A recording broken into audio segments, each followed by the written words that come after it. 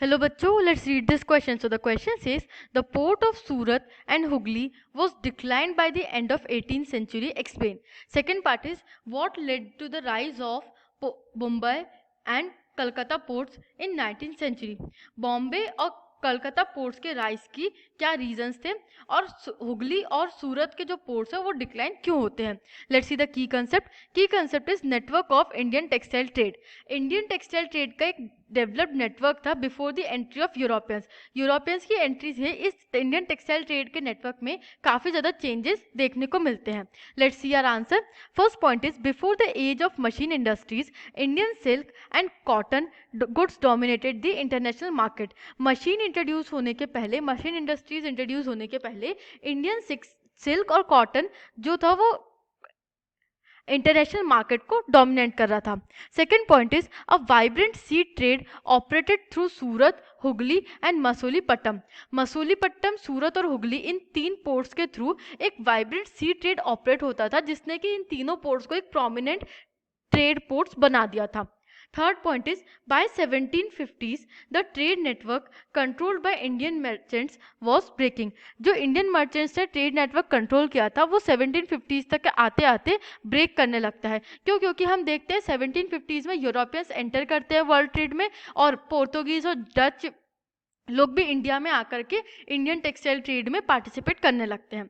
Fourth point is European companies gradually gained power, first securing a variety of concessions from the local courts and monopoly rights to trade. अब जो European companies थी like Dutch trading companies, Portuguese trading companies, east India company, ये सब क्या थी? ये trading companies थी. तो ये ट्रेडिंग कंपनीज इंडिया में आकर के पावर गेन कर लेती हैं. ये लोकल कोर्ट्स से कंसेशन गेन कर लेती है. कंसेशन मतलब कि जो टैक्सेस एक्सेट्रा होते हैं वो इन कंपनीज के ट्रेड पे नहीं लगाए जाते हैं एंड कंपैरेटिवली बाकी मर्चेंट्स के ट्रेड पे लगाए जाते हैं. तो इससे इनको कंसेशन मिल जाता है और इनका जो गुड होता है वो इंटरनेशनल मार्केट में चीप हो जाता है compare to the other traders.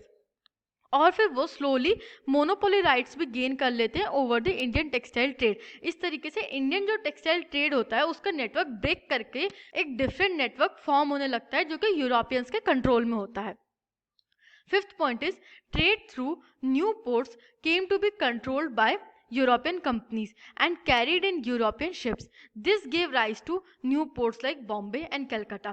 अब क्या होता है, जैसे ही यूरोपियंस एंटर करते हैं उनको कंसेशंस और मोनोपोली राइट्स मिल जाते हैं और इस वजह से जो न्यू पोर्ट्स है वो डेवलप होने लगते हैं. क्योंकि ब्रिटिशर्स स्पेशली मतलब यूरोपियंस के लिए कैलकाटा और बॉम्बे जैसे पोर्ट्स फिजिबल थे कंपेयर टू हुगली एंड सूरत और हुगली जैसे पोर्ट्स के को एक्सेस करने के लिए उनको और ज़्यादा ट्रैवल करना पड़ता था सी में और इसलिए वो नए पोर्ट्स डेवलप करते हैं लाइक बॉम्बे एंड कैलकाटा जो कि साइज में बड़े होते हैं और उनके ट्रेड को सपोर्ट कर रहे होते हैं. I hope you understood this question.